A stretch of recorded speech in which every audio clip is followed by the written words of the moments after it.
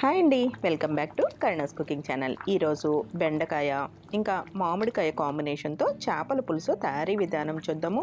Taste అయితే చాలా బాగుంటుంది. మామిడికాయల సీజన్లో తప్పనిసరిగా ట్రై చేయాల్సిందే.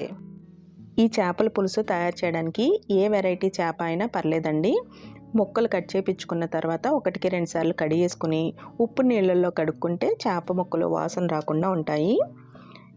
ఇప్పుడు దీనిలోకి ఒక అర టీ స్పూన్ వరకు పసుపు, 1.5 టేబుల్ స్పూన్ వరకు కల్లుప్పు. ఇలాంటి కూరలకి కల్లుప్పు వేసుకుంటే బాగుంటుందండి. ఒకవేళ లేదు అంటే సాల్ట్ వేసేసుకోవచ్చు. ఇంకా 1 టీ స్పూన్ వరకు కారము వేసుకుని కలుపుకోవాలి. కారంకి మనకి ఇప్పుడు కొంచెం వేస్తాము, కూరలో కొంచెం వేస్తాము, ఇంకా మనం పచ్చిమిర్చి కూడా వేస్తాం కాబట్టి చూసుకుని వేసుకోండి. ఇప్పుడు ఉప్పు, కారం, పసుపు చేప ముక్కలకి బాగా పట్టేలాగా ఇలా ఒకసారి కుదిపేసాము అంటే మొత్తం అంతా కూడా బాగా పడుతుంది. ఇప్పుడు మూత పెట్టేసుకుని పక్కన ఉంచుకొని మిగిలిన వాటిని రెడీ చేసుకుందాము. ఈలోపు ఉల్లిపాయ, బెండకాయలు అవన్నీ కూడా రెడీ చేసేసుకుందాము.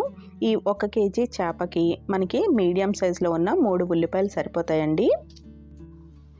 ఉల్లిపాయ ముక్కలు, ఇంకా 1 టేబుల్ స్పూన్ జీలకర్ర, 5-6 వెల్లుల్లి రెమ్మలు వేసుకుని గ్రైండ్ చేసుకోవాలి.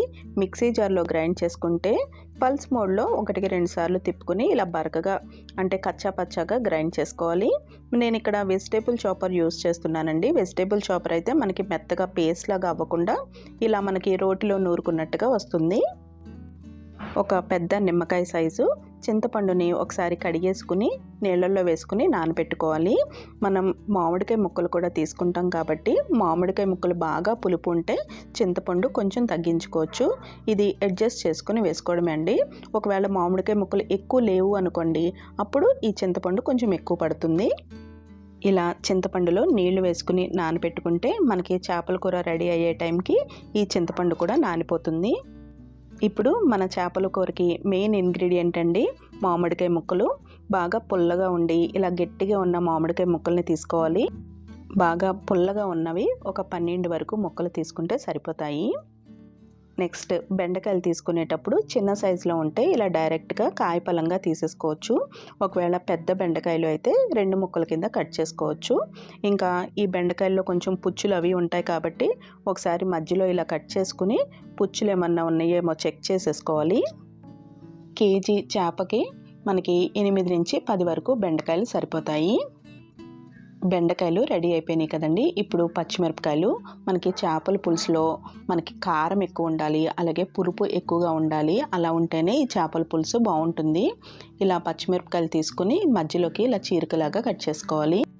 పచ్చిమిరపకాయలు 6-8 వరకు తీసుకోవచ్చండి. బాగా కారంగా ఉన్నవి అయితే 6 సరిపోతాయి. అలాగే మనం తీసుకునే కారాన్ని బట్టి కూడా పచ్చిమిర్చి అడ్జస్ట్ చేసుకోవాలి. పచ్చిమిర్చి కూడా రెడీ అయిపోయిందండి. ఇప్పుడు కూరని రెడీ చేసేసుకుందాము. చేపల పులుసు ఎప్పుడు కూడా మట్టి గిన్నెలో చేసుకుంటే టేస్ట్ బాగుంటుందండి. మట్టి గిన్నె లేదు అంటే మామూలుగా రెగ్యులర్గా యూజ్ చేసే ప్యాన్లో చేసేసుకోవచ్చు. ఇప్పుడు గిన్నెలోకి ఒక అరకప్పు వరకు నూనెని వేసుకోవాలి. చేపల కూరకి నూనె కొంచెం ఎక్కువగా ఉంటేనే బాగుంటుందండి. నూనె ఎక్కువ అనుకోవద్దండి. చేపల పులుసుకి నూనె కొంచెం ఎక్కువగా ఉంటేనే బాగుంటుంది. ఏ నాన్ వెజ్ కూరకైనా నూనె కొంచెం ఎక్కువగానే ఉండాలి. నూనె బాగా కాగిన తర్వాత 1 టీ స్పూన్ వరకు ఆవాలు, అర టీ స్పూన్ వరకు మెంతులు వేసుకుని వేయించుకోవాలి. ఆవాలు, మెంతులు కొంచెం వేగిన తర్వాత దీనిలోకి 3 ఎండుమిరపకాయలు, ఇంకా పచ్చిమిరపకాయలను చీరికలు తీసుకుని వేసుకున్నాం కదా, వాటిని కూడా వేసుకుని వేయించుకోవాలి. పచ్చిమిర్చి ఇలా ఆయిల్లో వేయించేటప్పుడు ముందు ఘాట్లు పెట్టుకోవాలి, లేదంటే 2 ముక్కలుగా కట్ చేసేసుకుని వేసుకోవాలి, లేదంటే పచ్చిమిర్చి పేలుతాయి. పచ్చిమిర్చి వేసిన తర్వాత ఇలా ఒకసారి గరిటతో కలుపుకుని దీనిలోకి మామిడికాయ ముక్కల్ని వేసుకోవాలి. మామిడికాయ ముక్కలు ఒక 4-5 పక్కన ఉంచుకుని మిగిలినవన్నీ కూడా వేసేసుకోవాలి. మామిడికాయ ముక్కలు వేడి తగిలిన వెంటనే త్వరగానే మగ్గిపోతుందండి. ఎక్కువసేపు మనం ఇలా ఆయిల్లో ఏమీ వేయించక్కర్లేదు. ఒకసారి ఇలా గరిటతో కలిపేసిన తర్వాత దీనిలోకి బెండకాయ ముక్కలు వేసేసుకోవాలి. మామిడికాయ ముక్కలు కొంచెం మగ్గినాయి కదండి. ఇప్పుడు దీనిలోకి బెండకాయ ముక్కలు వేసేసుకుని బెండకాయ ముక్కల్ని కూడా ఒక 2-3 నిమిషాల పాటు మగ్గనివ్వాలి. 2-3 నిమిషాల పాటు నూనెలో ఇలాగా బెండకాయ ముక్కల్ని మగ్గనిచ్చిన తర్వాత దీనిలోకి ఉల్లిపాయ ముద్దను వేసేసుకోవాలి. ఉల్లిపాయ అంతా వేసేసిన తర్వాత ఒకసారి ఇలా గరిటతో కలిపేసుకుని మూత పెట్టుకుని ఉల్లిపాయ ముక్కల్ని మగ్గనివ్వాలి. మధ్య మధ్యలో మూత తీసుకుని ఉల్లిపాయ ముక్కలు మగ్గినాయో లేదో చెక్ చేసుకుంటూ ఉండాలి. ఉల్లిపాయ ముక్కలు కొంచెం మగ్గి ట్రాన్స్పరెంట్గా అవుతాయి కదా, అప్పుడు కొంచెం ఫ్రెష్ కరివేపాకు కూడా వేసుకుని కలుపుకోవాలి. ఉల్లిపాయ ముక్కలు కొంచెం ట్రాన్స్పరెంట్గా అయినాయి కదండి. ఇప్పుడు మూత తీసేసుకుని కరివేపాకు వేసుకున్న తర్వాత గరిటతో కలుపుకుంటూ ఈ ఉల్లిపాయ ముక్కలు బాగా దగ్గరికి పడేంత వరకు ఫ్రై చేసుకోవాలి. ఉల్లిపాయ ముక్కలు మగ్గిపోయి నూనె కూడా సపరేట్ అవుతుంది కదండి. ఇప్పుడు దీనిలోకి ఒక 1/2 టీ స్పూన్ వరకు పసుపు వేసుకుని కలుపుకోవాలి. చేపల పులుసులోకి ఎక్కువ మసాలాలు అవి వేయమండి, కానీ వేసిన కొన్ని ఇంగ్రీడియంట్స్ మాత్రం స్కిప్ చేయకుండా వేసుకుంటే టేస్ట్ చాలా బాగుంటుంది. ఇప్పుడు దీనిలోకి 1 టేబుల్ స్పూన్ వరకు ధనియాల పొడి, ఒక 1/2 టేబుల్ స్పూన్ వరకు జీలకర్ర పొడి, ఇంకా ఒక 2 టేబుల్ స్పూన్ల వరకు కారం వేసుకోవాలి. కారం అనేది మీ టేస్ట్కి తగ్గట్టుగా అడ్జస్ట్ చేసుకోండి. అలాగే మనం పులుపు ఎక్కువగా వేసినప్పుడు కారం ఎక్కువగా వేసుకుంటేనే టేస్ట్ బాగుంటుంది. ఇంకా 1 టీ స్పూన్ వరకు కల్లుప్పు వేసుకుని బాగా కలుపుకోవాలి. ఈ చేపల పులుసు టేస్ట్ అంతా కూడా పులుపు, ఉప్పు ఇంకా కారం ఈ 3 కరెక్ట్గా బ్యాలెన్స్ చేసుకున్నప్పుడే మనకి ఆ పులుసు టేస్ట్ అనేది ఉంటుంది. చేపల పులుసు తయారు చేసేటప్పుడు కొలతలు చెప్పినా కానీ మనం తీసుకున్న పులుపు అంటే మామిడికాయ పులుపుని బట్టి మనం తీసుకున్న కారం అంటే కారం ఒక్కొక్కటి బాగా కారంగా ఉంటాయి, కొన్ని చప్పగా ఉంటాయి, అవన్నీ కూడా అడ్జస్ట్ చేసుకుని మనం బ్యాలెన్స్ చేసుకోవాలి. ఉప్పు కారం ఇవన్నీ బాగా కలిసేలాగా కలుపుకున్న తర్వాత మళ్ళీ నూనె సపరేట్ అయ్యేంత వరకు ఇలా ఫ్రై చేసుకోవాలి.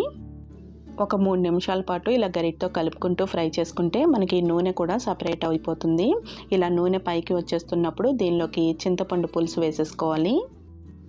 చింతపండులో ఆల్రెడీ నీళ్లు వేసి నానబెట్టాం కదండి, ఆ నీళ్లతో చింతపండు గుజ్జు తీసుకుని దీనిలో వేసేసుకోవాలి.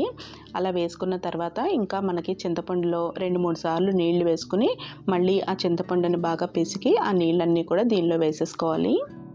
పులుసు ఈ మాత్రం రావాలి. ఒకవేళ తక్కువైనట్టు అనిపించినట్టయితే కొన్ని నీళ్లు వేసుకుని కూడా మరిగించుకోవచ్చు. మనం దీనిలో ఆల్రెడీ మామిడికాయ వేసాం కాబట్టి పులుపు సరిపోతుంది. ఒకవేళ పులుపు సరిపోలేదు అనిపించినట్టయితే లాస్ట్లో ఇంకొన్ని మామిడికాయ ముక్కలు ఉన్నాయి కదా, అవి వేస్తాం కాబట్టి సరిపోతుంది. పులుసు ఇలా మరుగుతున్నప్పుడు ఒకసారి టేస్ట్ చెక్ చేసుకోండి. కారం తగ్గినట్టయితే పచ్చిమిర్చి వేసుకోవాలి. పులుపు తగ్గినట్టయితే మామిడికాయ ముక్కలు వేసుకోండి. ఉప్పు తగ్గినట్టయితే టేస్ట్కి తగ్గట్టుగా అడ్జస్ట్ చేసుకుని వేసుకోవాలి. మరుగుతున్న ఈ పులుసులోకి ముందు తలకాయ ముక్క ఇంకా తోక ముక్క వేసుకోవాలి. ఆ తర్వాత మిగిలిన ముక్కల్ని దీంట్లో వేసుకోవాలి. చేపల పులుసు తయారు చేసుకునేటప్పుడు పులుసు ఎక్కువగానే ఉండాలండి. మనకి ఈ చేప ముక్కలు వేసిన తర్వాత చేప ముక్కలన్నీ కూడా ఈ పులుసులోకి మునిగిపోవాలి. అలా ఉంటే మనకి కరెక్ట్గా సరిపోతుంది. చేప ముక్కలు వేసిన తర్వాత ఎక్కువగా గరిటె పెట్టి కలిపాము అంటే చేప ముక్కలు విడిపోతాయండి. అందుకని పట్టకర కానీ క్లాత్ కానీ పట్టుకుని ఈ గిన్నెని కలుపుతూ ఉండాలి. ఈ చేపల పులుసు బాగా పుల్ల పుల్లగా కారం కారంగా ఉంటుందండి. పులుపు కొంచెం తగ్గినట్టయితే దీనిలోకి మామిడికాయ ముక్కలు వేసుకోవచ్చు. నాకు ఇక్కడ పులుపు కారం ఉప్పు అన్నీ కూడా సరిపోయినాయి.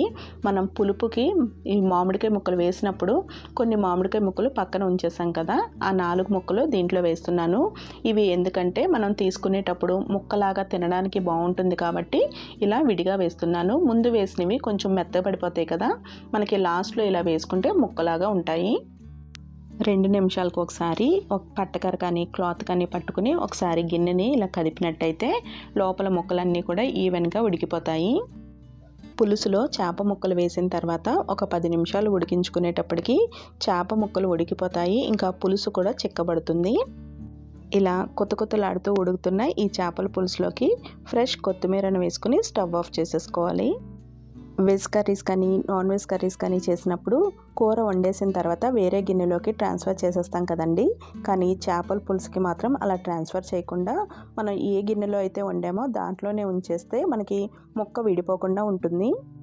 ఇంకా చేపల పులుసు వండిన రోజు కన్నా నెక్స్ట్ డేకి బాగుంటుంది. కానీ ఈ రోజుల్లో మనకి ఈ ఎండలకి ఎక్కువ నిల్వ ఉండదు కాబట్టి మార్నింగ్ వండుకున్నది ఈవినింగ్ వండింది నెక్స్ట్ డే మార్నింగ్కి అయితే బాగుంటుంది. బెండకాయ మామిడికాయ కాంబినేషన్తో చేపల పులుసు పుల్లగా కారంగా చాలా బాగుంటుంది. ఎప్పుడూ టేస్ట్ చేయని వాళ్ళు ఒక్కసారి ట్రై చేయాల్సిందే. ఇలాంటి డిఫరెంట్ అండ్ టేస్టీ రెసిపీస్ కోసం కరుణాస్ కుకింగ్ ఛానల్ని సబ్స్క్రైబ్ చేసుకోవడం మర్చిపోకండి. మరొక ఇంట్రెస్టింగ్ అండ్ టేస్టీ రెసిపీతో మళ్ళీ కలుద్దాము. Thank you for watching Karuna's cooking channel.